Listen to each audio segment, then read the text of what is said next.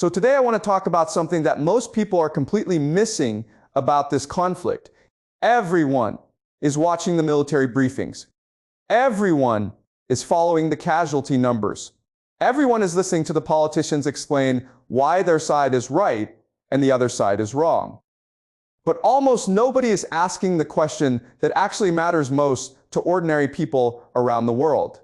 And that question is this: if this escalates, if this conflict moves from what it is today to something larger, something wider, something that pulls in more countries and more forces, what does everyday life actually look like morning after?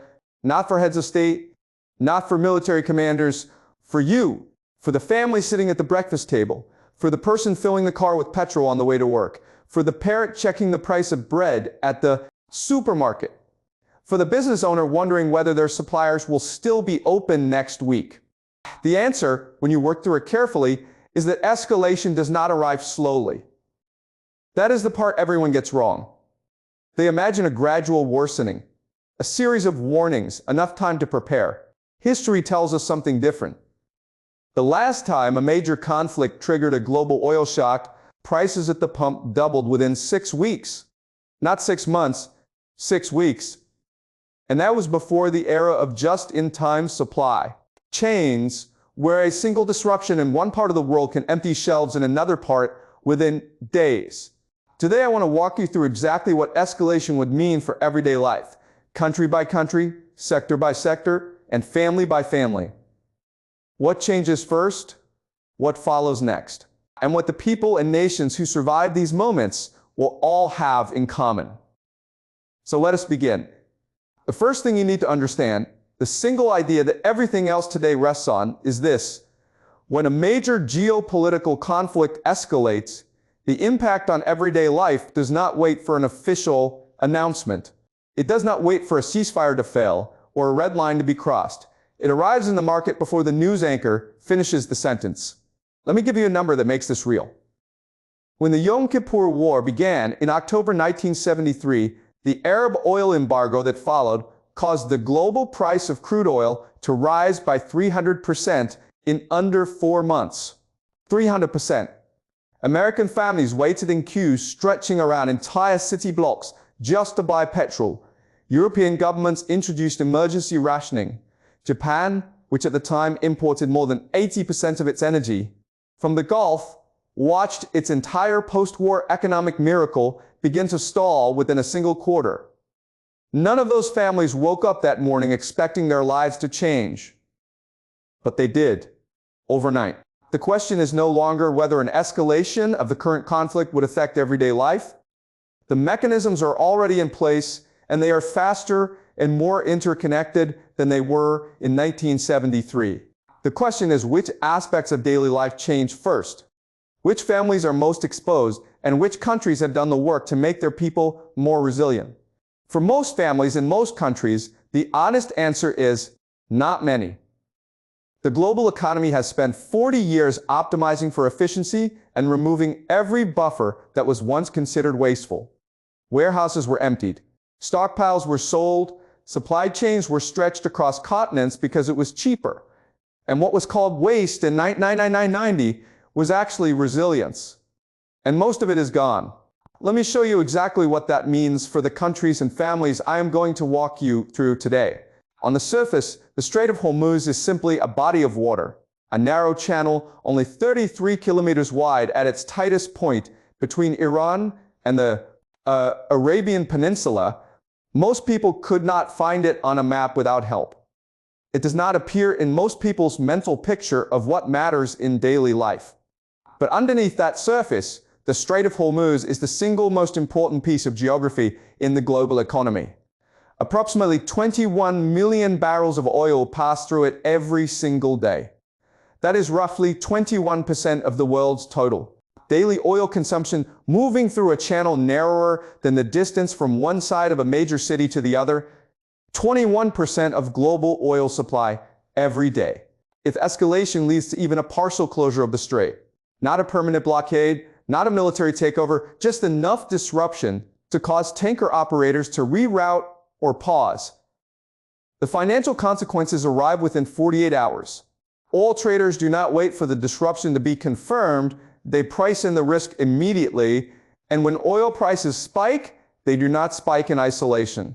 They carry the price of everything that moves on a truck, a ship, or a plane with them. If the strait is disrupted for 2 weeks, global oil markets enter an emergency pricing environment. If that environment persists for a month, governments begin emergency rationing discussions.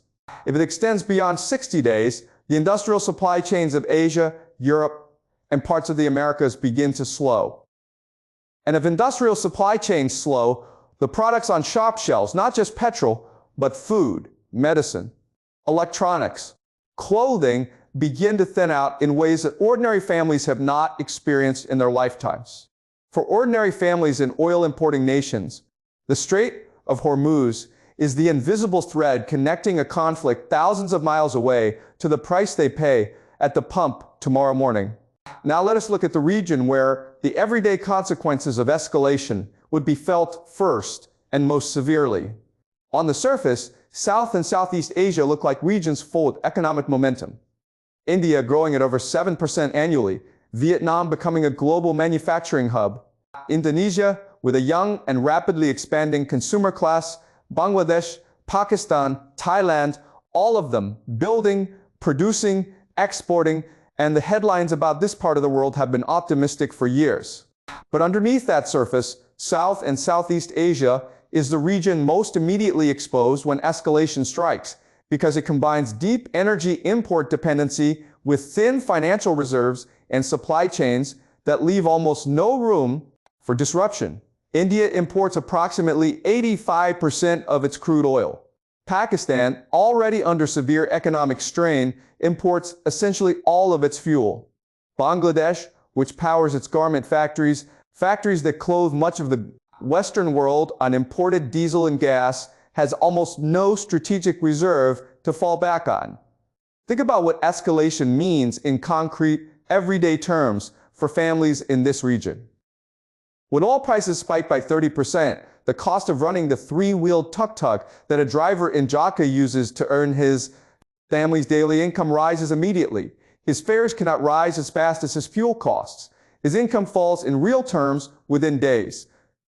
The garment factory where his wife works faces higher electricity costs and considers cutting shifts. The cooking gas his family uses for meals, already a significant share of the household budget, becomes more expensive, and the family begins to consider whether they can afford it every day. These are not hypothetical consequences. They are the first-order, immediate impacts of an oil price spike on a family living close to the financial edge in an energy-importing developing economy. For ordinary families across South and Southeast Asia, escalation would change everyday life not in weeks, but in days. The margin between adequate and insufficient is simply too thin for the shock to take long to arrive. Now let us look at a very different kind of society, one that appears wealthy and stable, but is carrying a hidden everyday vulnerability that most people do not realize. On the surface, Europe represents everything that looks stable in the modern world. High living standards, functioning healthcare and welfare systems, strong institutions, democratic governments that respond to public pressure. European families do not go hungry. They do not queue for petrol. Their supply chains, for most of recent memory, have been reliable and invisible. But underneath that surface, European everyday life experienced a sudden and uncomfortable preview of what escalation looks like just 3 years ago. When Russia cut gas supplies in 2022, European families discovered how quickly the comfortable routines of daily life can be disrupted. German households were told to turn their thermostats down and take shorter showers. In the United Kingdom, small businesses that relied on gas for manufacturing or heating found their energy bills be tripling almost overnight. Supermarket prices rose sharply and kept rising. The phrase that circulated in European policy circles was blunt: energy poverty. The inability to adequately heat a home or cook a meal was arriving in countries that had not seen it in a generation. An escalation of the current Middle East conflict that disrupts Gulf energy supplies would not simply repeat the 2022 experience. it would compound it. European countries spent enormous amounts of money diversifying away from Russian gas. After 2022, much of that diversification relied on liquefied natural gas shipped from the Gulf and from the United States. An escalation that disrupts Gulf shipping would hit Europe's energy supply through a different door. At a time when European governments have already spent much of the emergency financial capacity they used to cushion households in 2022. If European energy prices spike again at the same time that household finances are still recovering from the last inflation wave, the political consequences inside European countries could be as significant as the economic ones. Governments that cannot protect their citizens' everyday living standards lose the political trust that allows them to sustain international commitments. The domestic and the geopolitical are connected in ways that most strategic analysis ignores. For ordinary European families, escalation means the comfortable and largely invisible infrastructure of daily life. Reliable heating, predictable food prices, steady employment becomes suddenly visible because it is suddenly unreliable. Now let us turn to the country whose government is best positioned to protect its citizens, but whose ordinary people carry a specific, everyday vulnerability that is rarely discussed. On the surface, the United States has more structural protection from a Middle East escalation than almost any other major economy. It is the world's largest oil and gas producer. Its agricultural sector produces enormous domestic surpluses. Its military dominates the region where the conflict is occurring. In a worst-case escalation scenario, America has more tools, more options, and more buffers than any other country on Earth. But underneath that surface, the protection that exists at the national level does not translate evenly into protection at the household level. And this distinction is critical. The United States Strategic Petroleum Reserve, America's emergency oil stockpile, stands at approximately 350 million barrels, its lowest level in 4 decades. It was drawn down heavily during the 2022 energy shock and has not been fully replenished. 350 million barrels sounds like a large number. It represents approximately 17 days of total American oil consumption. 17 days for the American family that drives to work, drives children to school, heats the house in winter, and relies on a grocery supply chain that moves entirely on diesel-powered trucks. An escalation scenario looks like this. Within days, petrol prices at the pump rise sharply, $5, $6, $7 per gallon in some markets. Within 2 weeks, food prices at the supermarket begin to move, initially for items with the longest supply chains. Then more broadly, within a month, families with variable rate mortgages, car loans, and credit card debt find that the Federal Reserve, under pressure to fight renewed inflation, is raising interest rates at exactly the moment their cost of living has already risen. The median American household, earning approximately $75,000 per year, carrying significant debt and spending a large share of income on transport and food, has very limited financial buffer to absorb that kind of simultaneous shock. National energy independence is real, but it does not protect individual families from the price signals that move through a globally connected oil market the moment escalation begins. For ordinary American families, the everyday impact of escalation is not about shortage, it is about affordability. And the distance between manageable and unmanageable is shorter than most families realize until the moment it is crossed. Now, let us look at the country whose everyday life would change in ways that are less visible, but perhaps more permanent. On the surface, China would appear to have significant geopolitical reasons to stay out of a Middle East escalation and simply observe from a distance. China buys oil from the Gulf. China trades with everyone. China has historically positioned itself as a neutral economic partner rather than a military participant in conflicts far from its borders. On the surface, escalation might even seem like an opportunity, and the world distracted. China quietly consolidating, but underneath that surface, an escalation that disrupts Gulf energy supplies would land directly inside China's already strained domestic economy. China imports approximately 40% of its total energy from the Gulf. Its manufacturing sector, the sector that produces the goods that stock shop shelves in America, Europe, Australia, and everywhere else, runs on that energy. When the energy becomes more expensive, the cost of manufacturing rises. When manufacturing costs rise, Chinese export prices go up. And when Chinese export prices go up, the price of the consumer goods that ordinary families around the world buy at ordinary retailers rises with them. For ordinary Chinese families, the everyday consequence would be different, but no less real. China's domestic economy is already under pressure from a property market correction that has eroded the savings of millions of households. Ordinary Chinese families have been saving aggressively at a savings rate of approximately 38% of income, precisely because they are uncertain about their financial future. An escalation that raises energy costs and squeezes factory employment would deepen that uncertainty. Families that are already cautious about spending would become more cautious.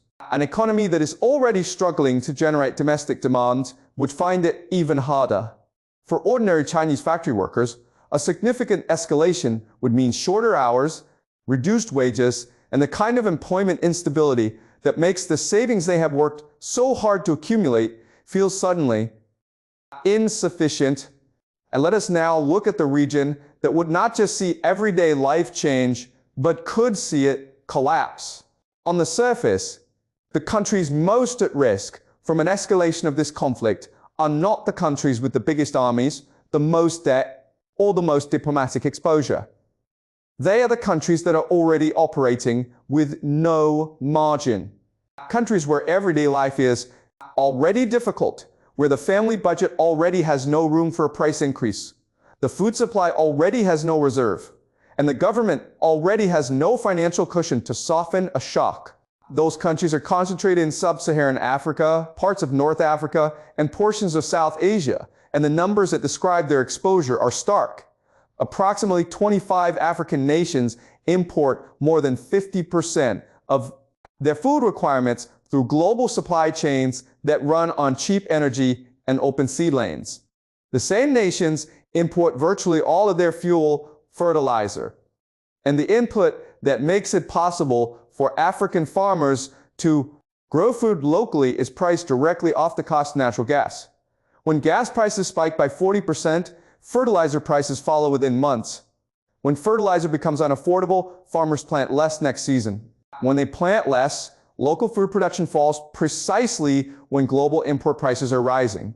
The consequence is not inflation in any sense that residents of wealthy countries use that word.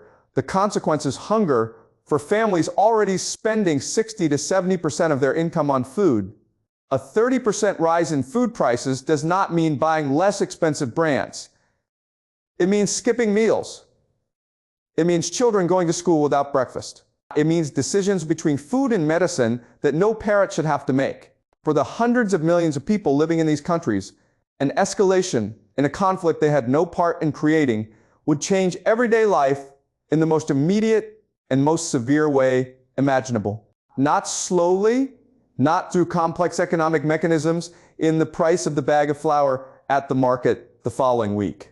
So now, let us zoom out and look at the biggest picture of all.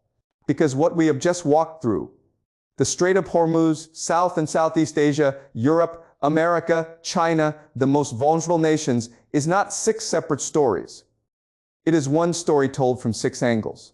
And the single thread that connects all of them is this: the modern global economy optimized itself for a world where disruption was the exception, where supply chains could be stretched to the absolute limit because they would almost never be seriously tested, where warehouses could be emptied and strategic reserves could be drawn down because nothing would ever actually go wrong. That assumption was wrong. It was wrong in 2020 when a pandemic disrupted supply chains that the experts said were robust. It was wrong in 2022 when a regional conflict in Ukraine created energy and food shortages that the experts said were impossible in the modern era.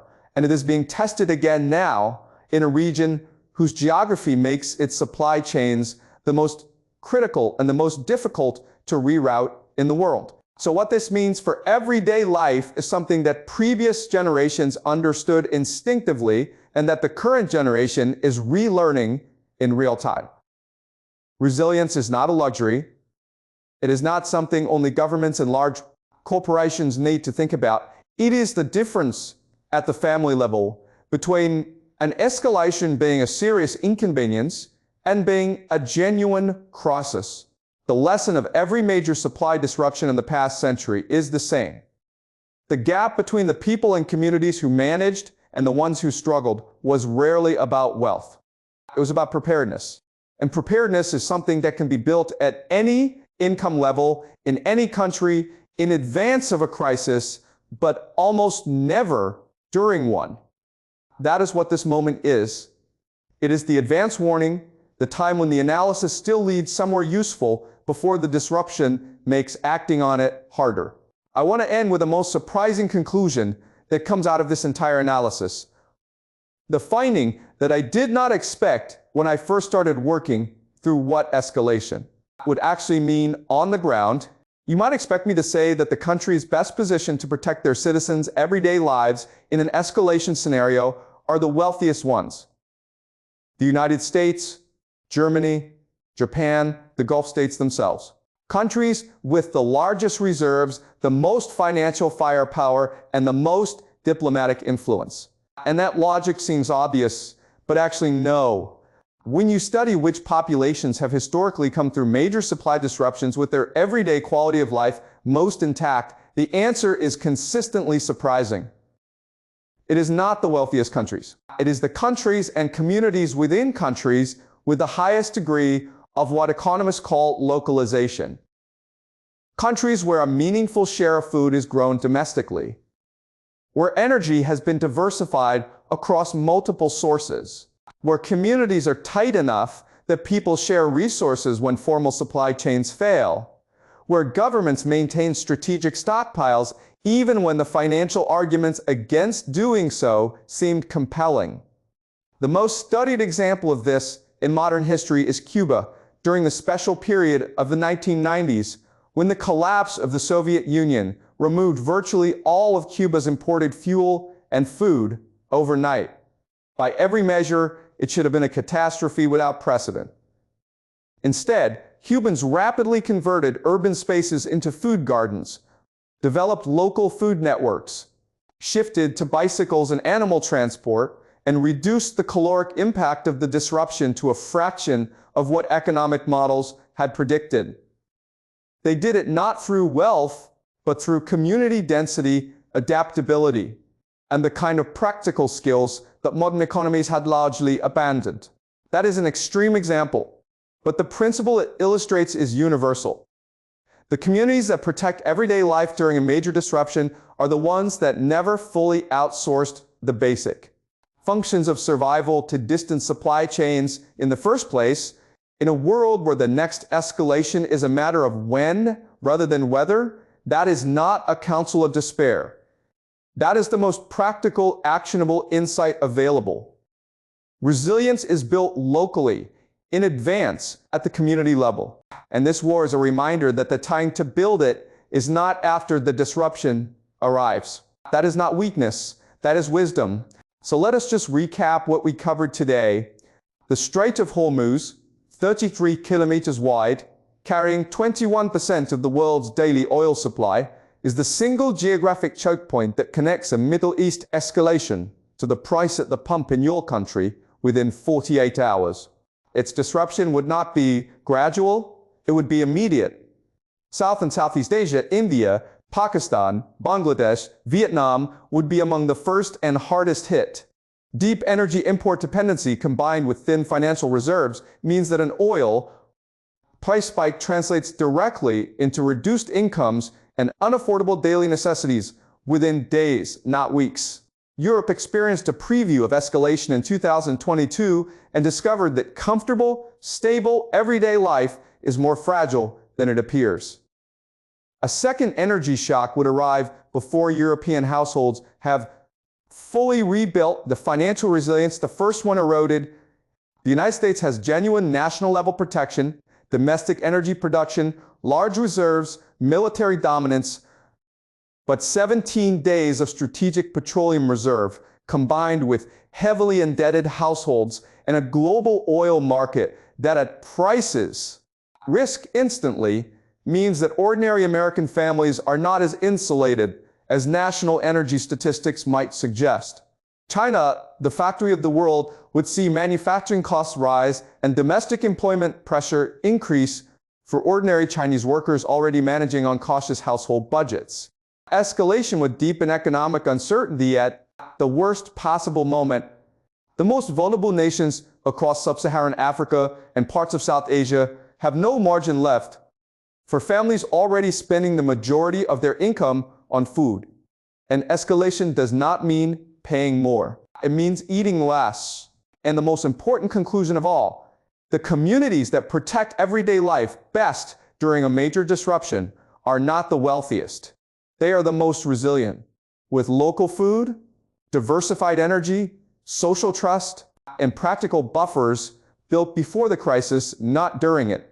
If this escalates, everyday life will change overnight. The question is not whether your community is in the path of that change. The question is whether it is ready for it.